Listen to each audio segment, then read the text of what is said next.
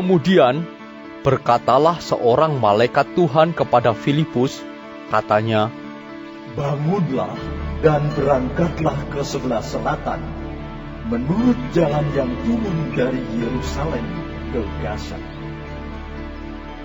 Jalan itu jalan yang sunyi.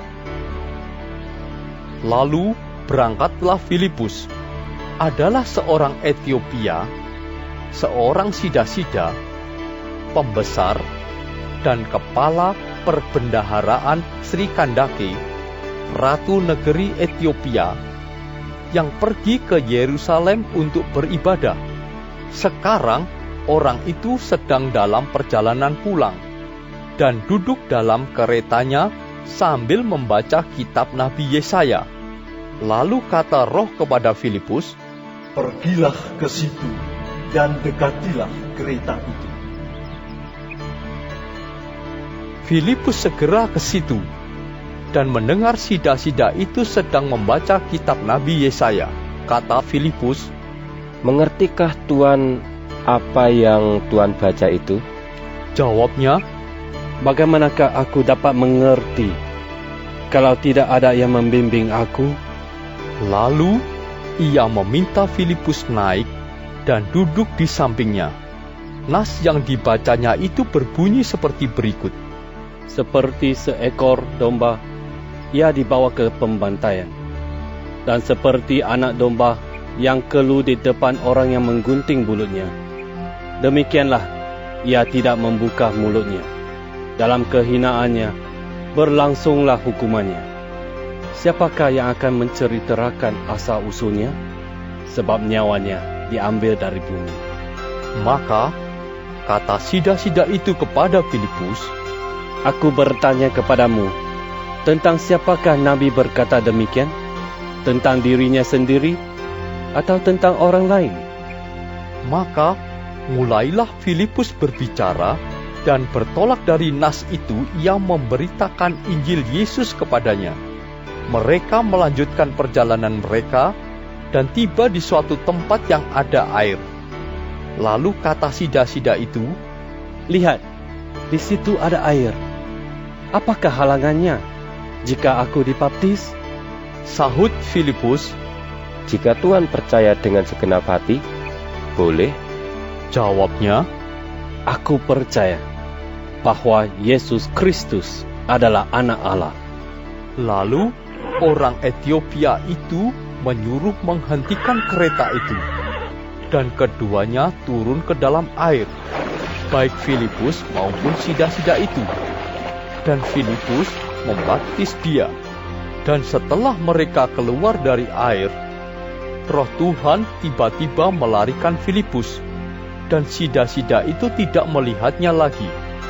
Ia meneruskan perjalanannya dengan sukacita. Tetapi ternyata Filipus ada di Asdod. Ia berjalan melalui daerah itu dan memberitakan Injil di semua kota sampai ia tiba di Kaisarea. Hai adik-adik, selamat pagi. Kita ketemu lagi pada pelajaran pada pagi hari ini. Kita ketemu di minggu ketiga bulan November. Pelajaran ke-7 tentang kebanggaan di baptis selam dari Kisah Para Rasul 8 ayat 26 sampai dengan 40. Sebelum kita belajar pada pagi hari ini, saya mengajak adik-adik berdoa dulu ya. Kami bersyukur kepadamu Tuhan untuk kebaikan Tuhan di dalam hidup kami, atas penyertaan dan pimpinan Tuhan sepanjang minggu ini. Kami belajar hari ini Tuhan tentang baptisan. Biarlah kiranya Tuhan memberikan kepada kami roh yang rela diajar, sehingga kami bisa mengetahui hal-hal yang benar seputar baptisan.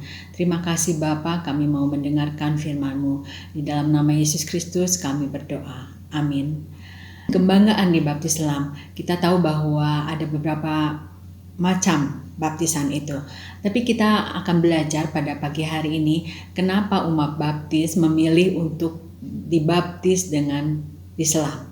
Nah, kita akan belajar dari Kisah Para Rasul 8 ayat 26 sampai dengan 40. Apa sih arti kata baptisan? Nah, baptisan itu diambil dari kata Yunani yang artinya baptiso. Nah, baptiso itu artinya adalah dicelupkan atau juga artinya adalah ditenggelamkan atau membinasakan. Baptiso juga berarti masuk di bawah, ya. Kita melihat di sini bagaimana di dalam Matius 3 ayat 1 sampai 11 ketika Yohanes menyerukan untuk umat-umat Yahudi bertobat dan kemudian dibaptiskan, kita melihat bagaimana kemudian Yesus datang dan kemudian Yesus dibaptiskan oleh Yohanes Pembaptis. Dalam ayat tersebut tertulis bahwa setelah Yesus dibaptis, ia keluar dari air. Nah, dengan kata lain, hal ini menunjukkan bahwa Tuhan Yesus dibaptis secara selam. Secara jelas dari ayat tersebut kita melihat bahwa ia keluar dari air. Maka prosesnya adalah menyelam dan keluar dari air. Nah, praktik pembaptisan selam pada umat Kristen dan khususnya juga umat baptis, yaitu dengan percaya kepada Yesus sebagai Tuhan dan Juru Selamat. Bagian ini berfokus pada bagaimana kemudian kita melihat dari Kisah Para Rasul 8 ayat 26 sampai 40 merupakan tanggapan dari Sida-sida Etiopia yang ketika dia mendengarkan apa yang disampaikan oleh Filipus, penjelasan Filipus, kemudian dia menerima Tuhan Yesus sebagai Tuhan dan Juru Selamat dan kemudian dia mengajukan diri untuk aku ingin dibaptiskan. Nah, kita melihat baptisan bukan hanya bagaimana seseorang tersebut dibaptis, namun makna dari setiap proses pembaptisan itu penting sekali untuk diperhatikan. Jadi bukan cuman bagaimana seorang tersebut dibaptis, tapi makna dari pembaptisan itu. Orang baptis, kita sekalian itu meyakini bahwa baptisan secara selam itulah yang diajarkan dan dipraktekkan oleh Tuhan Yesus yang menurut kita adalah patut dicontoh. Oleh karena itu, maka umat baptis memilih untuk baptisan selam. Adik-adik juga akan mengalaminya ketika nanti adik-adik sudah menerima Tuhan Yesus sebagai Tuhan dan Juru Selamat, kemudian melakukan upacara pembaptisan. Adik-adik akan dibaptis secara selam dan itu melambangkan tentang bagaimana kita dikuburkan di dalam kehidupan yang lama, ya. Dan kemudian setelah bersama dengan Tuhan Yesus, karena sudah percaya kepada Tuhan Yesus sebagai Tuhan dan Juru Selamat, kita kemudian berjalan bersama dengan Tuhan Yesus di dalam kehidupan sehari-hari bersama dengan Tuhan Yesus dengan kehidupan yang baru. Nanti kita akan mendengarkan sedikit kelengkapan dari penjelasan dari Pastor Alex mengenai baptisan selam ini. Kesimpulan dari baptisan dengan cara selam adalah cara pembaptisan yang sesuai dengan firman Tuhan. Alkitab khususnya Perjanjian Baru ini memberikan landasan yang tepat kepada kita sekalian. Mengapa setiap orang atau kenapa kita harus dibaptis secara selam. Nah, ada dua hal yang utama cara Tuhan Yesus dibaptis oleh Yohanes dan makna dari kata baptis dalam bahasa Yunani itu menjelaskan kenapa kita harus dibaptis selam. Nah, sebagai orang baptis tentunya keyakinan baptisan selam adalah keyakinan yang berasal dari Alkitab, kita tahu itu. Nah, ini juga membawa dampak di dalam hidup kita semua yang telah dibaptis, karena makna dari pembaptisan di dalam nama Tuhan Yesus menegaskan kepada kita bahwa dengan cara diselam kita sudah dikuburkan di dalam kehidupan yang lama dan dibangkitkan di dalam bersama dengan Tuhan Yesus pada kehidupan yang baru. Nah, adik-adik, kita akan mendengarkan dahulu penjelasan Pastor Alex mengenai hal ini. Silakan. Shalom semua. Untuk tambahan pemaparan dari pelajaran 7 buku LLB kita, Kebanggaan Dibaptis Selam, saya ajak kita semua untuk berkonsentrasi ke Kisah Para Rasul 8 ayat ke-38 sampai 39. Ayat ke-38, lalu orang Etiopia itu menyuruh menghentikan kereta itu dan keduanya turun ke dalam air, baik Filipus maupun sida-sida itu, dan Filipus membaptis dia. ayat ke-39, dan setelah mereka keluar dari air, Roh Tuhan tiba-tiba melarikan Filipus dan sida-sida itu tidak melihatnya lagi. Ia meneruskan perjalanannya dengan sukacita. Dari dua ayat ini kita melihat bahwa membaptis, kata yang berhuruf tebal dan digarisbawahi, itu melibatkan dua tindakan, yaitu tindakan turun ke dalam air di ayat 38 dan tindakan keluar dari air di ayat yang ke-39. Dua tindakan ini dengan sangat baik menggambarkan kata baptizo, yaitu kata bahasa Yunani dari kata bahasa Indonesia membaptis, yang kalau kita terjemahkan ke dalam bahasa Indonesianya adalah diselamkan.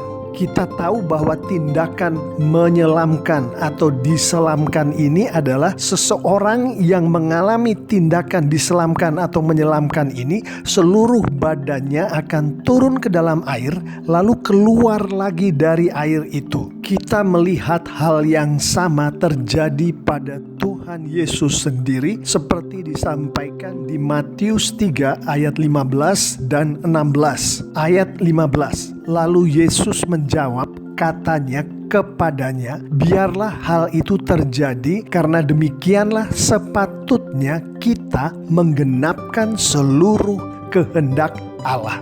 Ayat 16, sesudah dibaptis, Yesus segera keluar dari air, dan pada waktu itu juga langit terbuka, dan ia melihat Roh Allah seperti burung merpati turun ke atasnya. Di sini kita juga melihat kata dibaptis, bahasa Yunaninya baptiso, melibatkan Yesus keluar dari air. Seluruh tubuh Yesus keluar dari air. Tentunya sebelum keluar dari air, Yesus masuk dulu ke dalam air.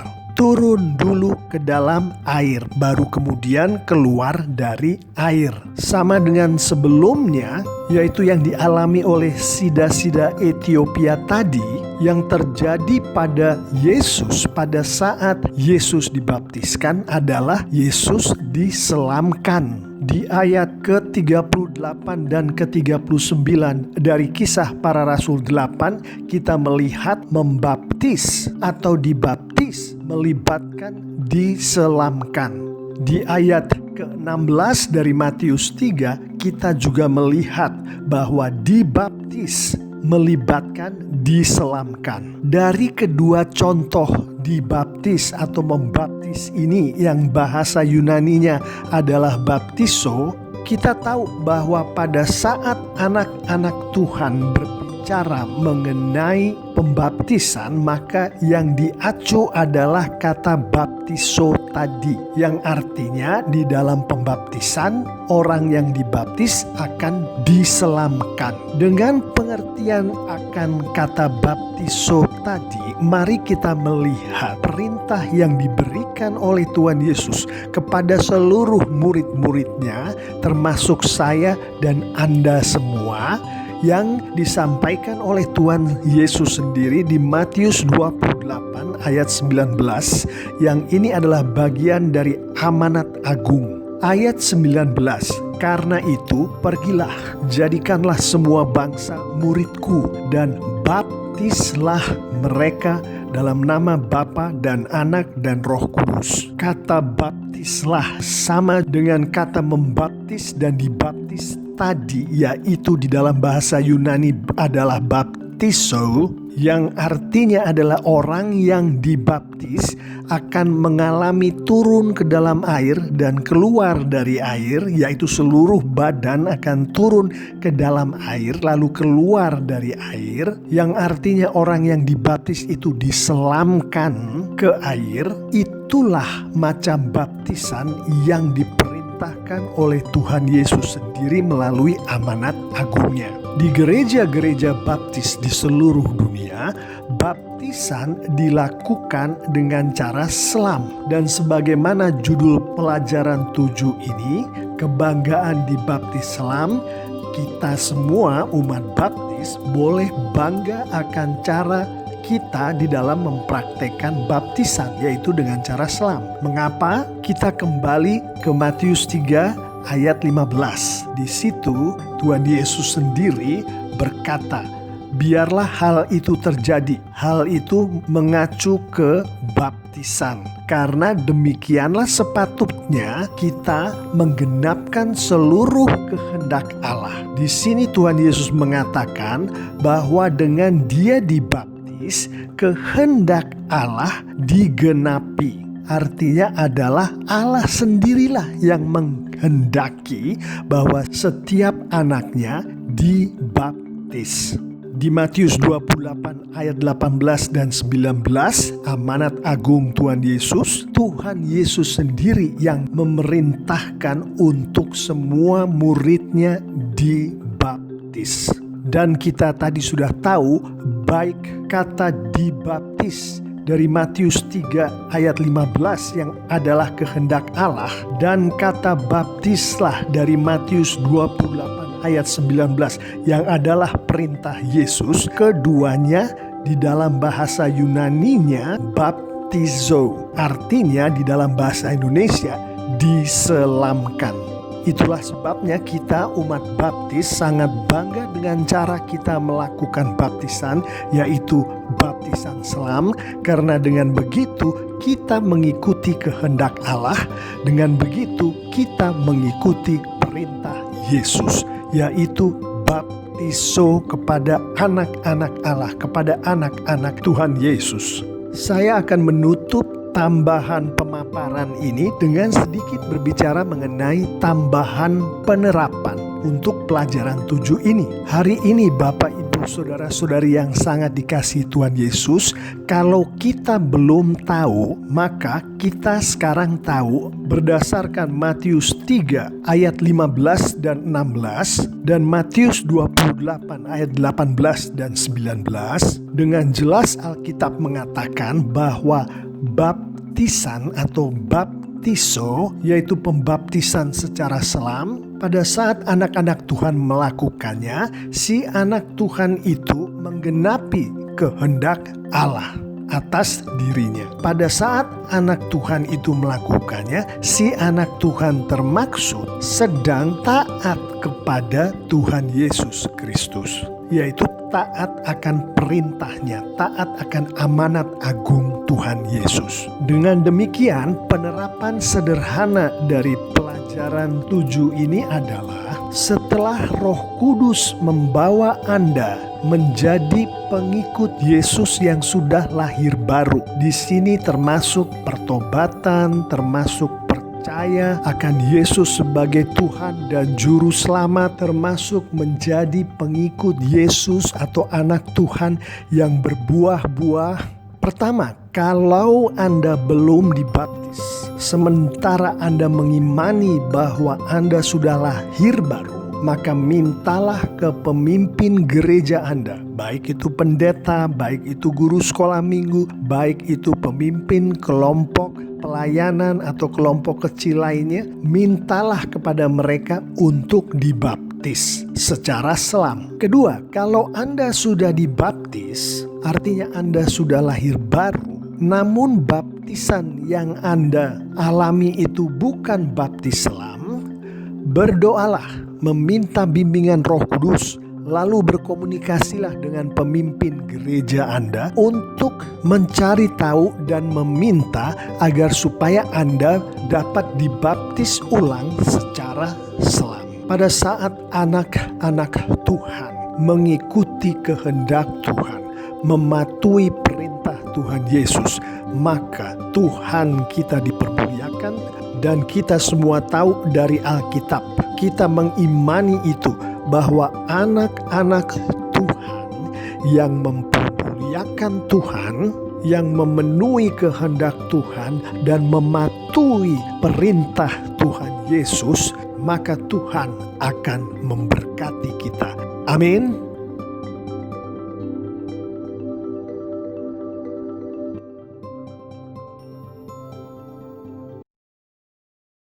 Nah, adik-adik, kita sudah mendengarkan penjelasan lebih lengkap dan jelas dari Pastor Alex. Kita akan melihat ayat hafalan dari minggu ini, yaitu dari Matius 3 ayat 16. Sesudah dibaptis, Yesus segera keluar dari air dan pada waktu itu juga langit terbuka. Dan ia melihat Roh Allah seperti burung merpati turun ke atasnya. Demikian ayat hafalan untuk adik-adik hafalkan dari Matius 3 ayat 16. Jangan lupa kirimkan ayat-ayat hafalan yang sudah adik-adik hafalkan ini. Demikian kita sudah belajar pada pagi hari ini tentang kebanggaan dibaptis selam. Kita akan menutup pelajaran minggu ini dengan doa. Kita akan berdoa. Terima kasih Tuhan Yesus, kami sudah mengerti kenapa kami harus dibaptis selam. Kami mau bersyukur karena kami mengerti bagaimana Tuhan Yesus memberikan diri untuk dibaptis oleh Yohanes Pembaptis. Terima kasih untuk semua kebenaran yang sudah kami dengarkan. Biarlah kiranya Tuhan ajaran-ajaran yang boleh kami dengarkan setiap minggunya boleh kami ingat di dalam kehidupan kami dan juga boleh kami lakukan di dalam praktek kehidupan kami. Terima kasih Bapa, karena hanya di dalam satu nama Yesus Kristus penebus kami yang hidup kami berdoa. Amin. Adik-adik, sampai minggu depan.